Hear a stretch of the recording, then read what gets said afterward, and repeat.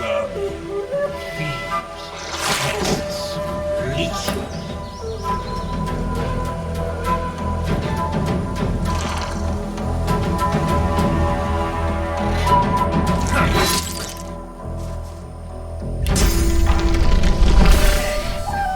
This world is ours.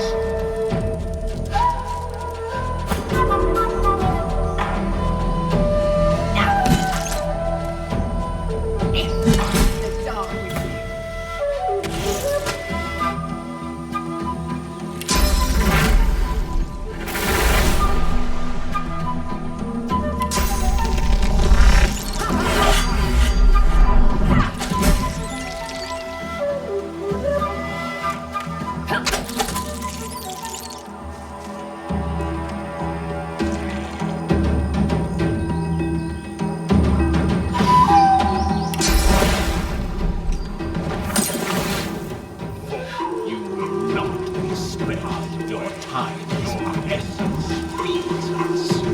Squash the vermin, plant the leaves. Ours, you are ours. More of them. These beasts are damn persistent.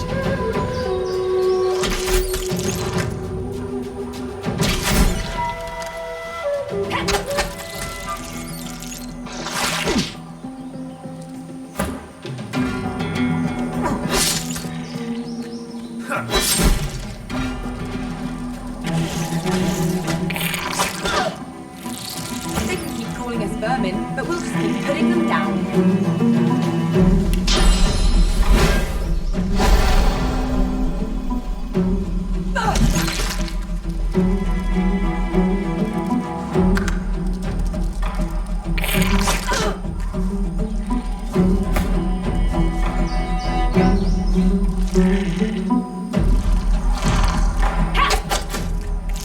We are the many and the old. We were first. We were first. We are the beginning and the end. We will return.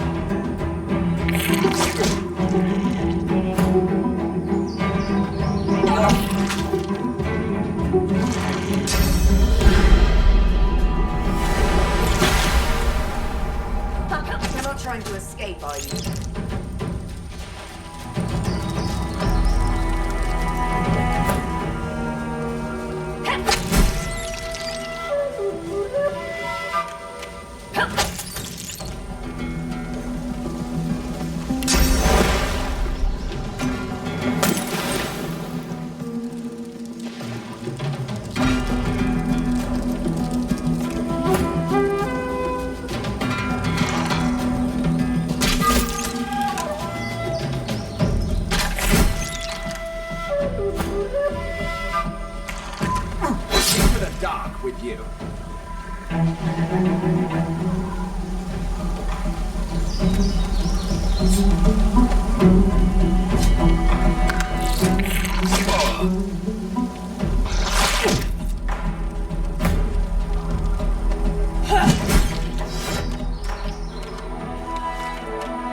You know my voice, my goddess voice. Come to me, my king. Her voice sounds so, yes, unhappy.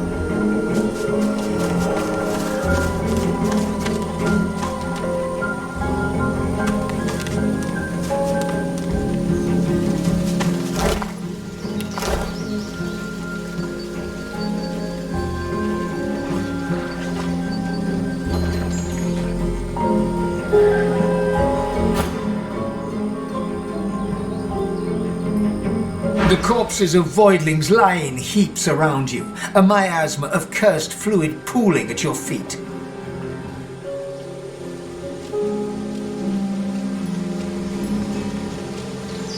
No worse than a death fog nightmare. Ichor and madness, and then it's all over. We can't get caught up in another battle like that. They're only getting worse. They came wave after wave after wave. Relentless. Jolly good fun, actually.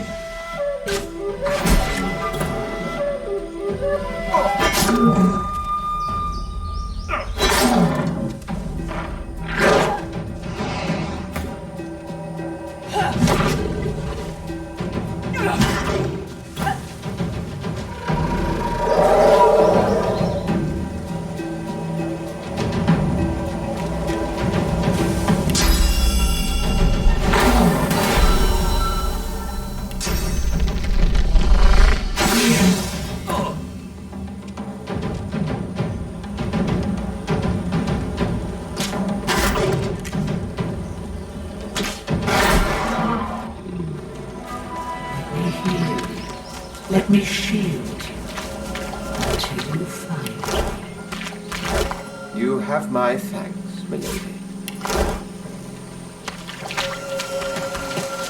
What's this? I found something. Even the most noble among us must occasionally dirty their claws. Nice.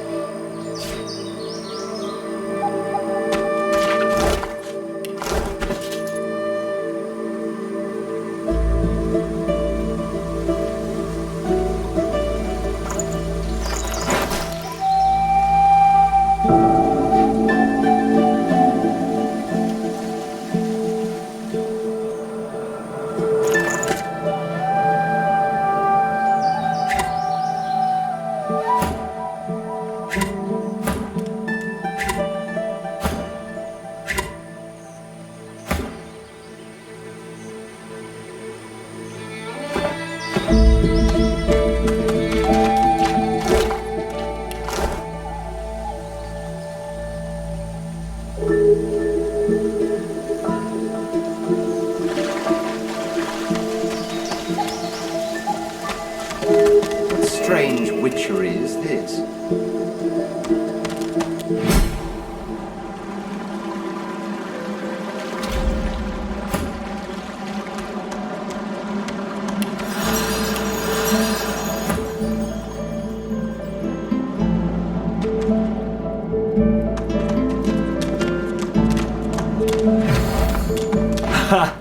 Look at you! How'd you get that red skin, lobster? Sit too long in the sun? Or do you paint yourself whore red every day because you think it makes you look special? What else makes you special, lizard? Your ink.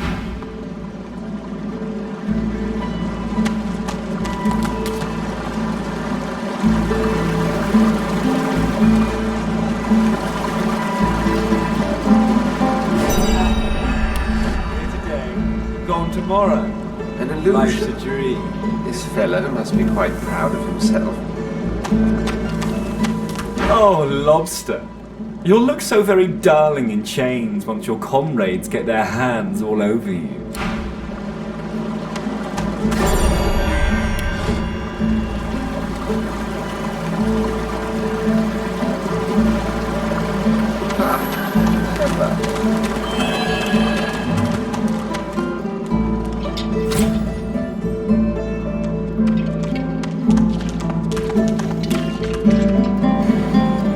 Didn't I tell you to leave? Wasn't I clear that you're not welcome here? You can't teach a fool anything.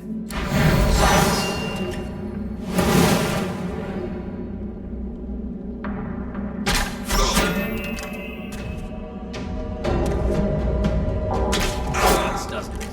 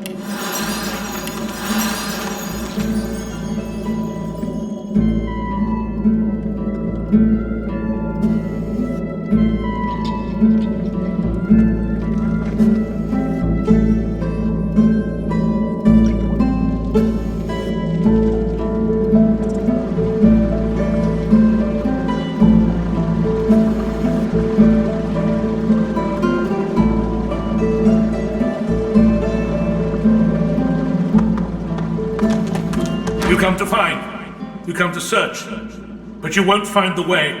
A pity. I cannot help you. I only give the questions. I do not answer them. Braccus has willed it. Trompe-l'oeil must abide. You have met the unfortunate guardian of this vault. Judge him with a forgiving heart. Fate has been unkind to him. Do you wish to move forward? Listen closely and make your attempt. Braccus is a bloody, rotten, thieving, very, very awful fellow. Some even call him a cur. A cur is either you're very good at guessing or the slightest bit clever. Let's find out for certain. Listen closely and make your attempt. Source is a scourge, a devil, a misery, a blight, a hex, a curse. And yet, the cure is...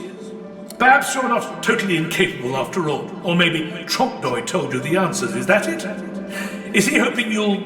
It doesn't matter in any case. The path is open. Go. I know little. But you have proven yourself a knowing traveller. I will answer what I can. Braccus Rex has charged him, tried him, convicted and punished him. I know not the crime, but he has been sentenced to remain in this vault for all time and to prevent others from entering.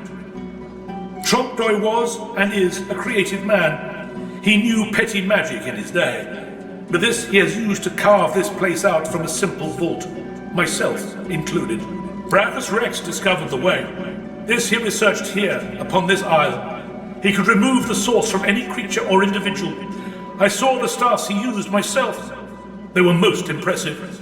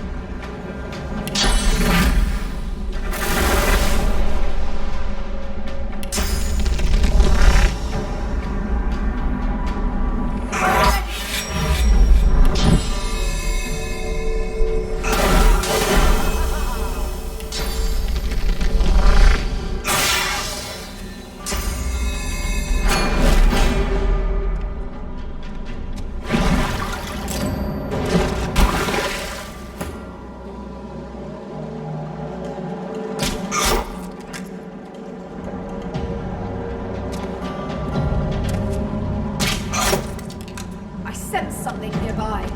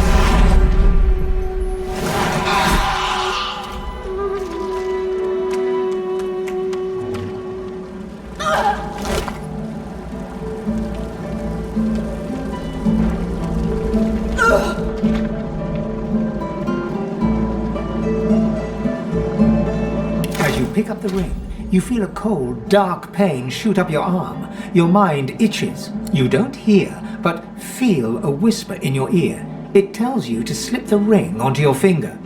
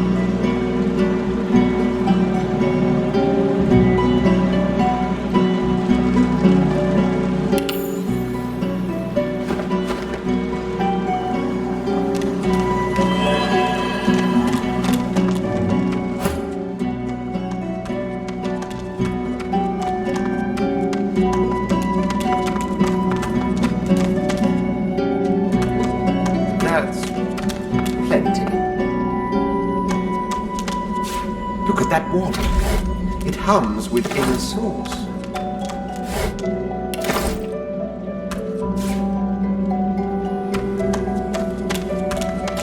The soul jar stands on its plinth. You see, or rather, You feel your vision, the scene twists. You feel a jolt.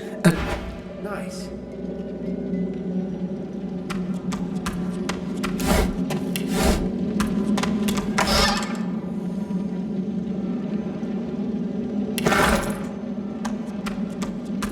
The jar on the plinth before you, the pictogram spin as he promised. You tried. He promised your hand. Nice. This jar glitters, and with a jerk, the door opens. The dwarf, as you pull your hand away. Lucky find. The jar before you may have looked off. The soul jar rocks. As soon as the vision, a shadow, as you pull your. Good find. Sorry for what I said. This torment is... The jar before you glows. You hear roaring laughter and shouts. There, with a jerk, your mind, you see a jester prance in the court. He casts the scene spin. The door closes. Your hand falls from the jar. Your skin prickling.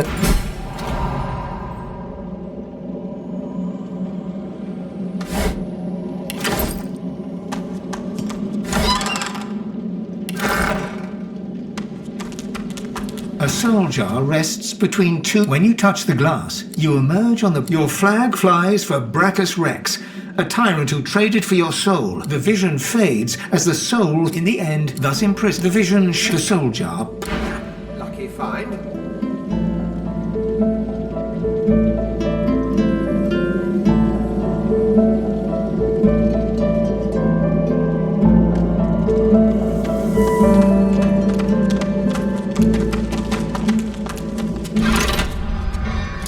The visions fade to black, but the memories remain. I must say, entertaining despots isn't anywhere near as bad as what most people in that court did.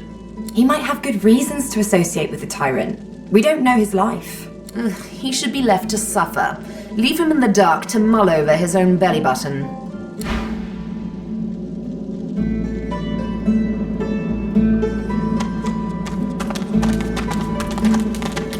The deity's head and hands are missing, severed as if by a sword. You can't tell if this was meant to be symbolic somehow, or a mere act of vandalism. As you take in its chiseled details, you have a vision. The statue comes to life and embraces you awkwardly with its broken arms. Unable to resist, you're flown away into an endless dark. That shrine seems to have brought me here.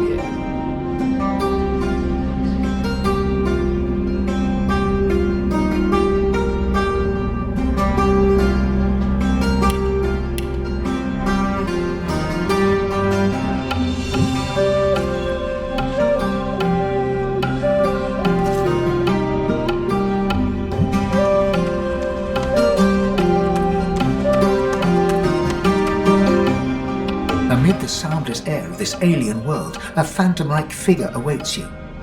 She too is a lizard, as you can tell, but there are telltale details in her features that conjure memories of incense and mantras. The onyx eyes, three-layered crown, and feathered shoulders. You recognize her from the statues that stand tall in desert sands. She is the goddess Zol Stissa, greatest of the seven. Red Prince, welcome be. May your words command the rivers. May your hands direct the winds. Fire of sun and rock of earth. May they serve you like faithful slaves. Red Prince, it is an honor. To your surprise, the goddess sinks to her knees and bows before you in reverence. Then you have prayed in vain. She rises and considers you with deep-set admiration, like one would a work of art. Red Prince, God-child, truest ruby of all realms. Tell me, do you know why you are red? Yes, the tale of your birth and the love born to you by the sun will always remain a part of your mythology. But I think there is another reason for your brightness. You are red, Red Prince, because all of you is heart. You are carnage, and you are concord. The Lord of War and Lord of Wisdom. You are lust, and you are love. You are passion personified. That is why I saved you from the all-consuming sea. why I soothed your lungs with my breath and placed you gently on the nearest shore. Red Prince, you are greater than all others, for you are the sum of all others. You are the Father, the life shaper made manifest in a man. I would see that man a god. No, a goddess no longer, robbed of my powers by the usurping divine. We, the Seven, are gathered here in these horrid halls of echoes, dead spirits vying for rebirth. But none of us will be the one of our children instead, a god-woken like you. I have chosen you. You are to be my champion. A great battle is being waged. It is the twilight of the Seven, and the day to dawn of the One. The powers of all divinity must unite, and they must unite in you, the paragon of lizards. Our kind must rule this world, and none other. None of the primordial slime that made it onto two legs by nature's oversight. Take up the mantle, Red Prince, and all will be well. All will be well. As she speaks these last 4 words, the outline of the goddess shimmers, shakes, then transfigures into an all too familiar shape. She stands before you in the guise of her, the woman you've been dreaming of for as long as you can remember. She is unparalleled beauty, and her skin's as red as yours. Yes, here she stands, your deepest secret, your deepest desire. She whom you've longed for since your soul slipped into consciousness, and you lock eyes with her. Just look at you, Red Prince, standing there in all your silent eloquence. I could drop a stone into the well of your heart, and it would take the span of a sun's life for the little traveler to hit bottom. Such is the depth of your devotion.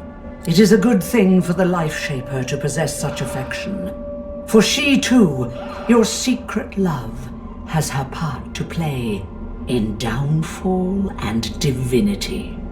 Now of divinity, let me give you a taste. She steps close, puts her hand on your chest, and leans in. Kiss me, my prince, for I am her. Kiss me, for I am your one true love. The kiss is long and sweet as rosewater. As it endures, you can feel a whole new power invade and expand your spirit. There. It is Solstice who is withdrawn from you, in her own godly guise once more. I was her, just like I said. But the blessing I gave you, that was all me. Cherish this purest of pearls I have given you. A droplet of untainted source, and a promise of things to come. I blessed the very water beneath your feet. Now you may wield that power for yourself. So take it with you, back to our beautiful world. There, use it to make that world yours. Before I let you go, though, there is one more matter we must touch upon. You are traveling with company, yes? You have many dangers to brave, and they can help you do so. But never forget what they truly are. Rivals. They are God-woken too, and may be courted by the lesser 6. But you will be a god, none other. Smile at your fellow wanderers, but ready your knife, for its time will come. Oh, and Losa? Lovely little Losa? Just kill her now, and be done with it. So, now we must part, with fire in your soul and resolve in your mind. We'll meet again, Red Prince. Always will I walk beside you. The goddess steps back and waves, the warmth of her lips still lingering on yours. Then, sudden light and lightning, and you are gone.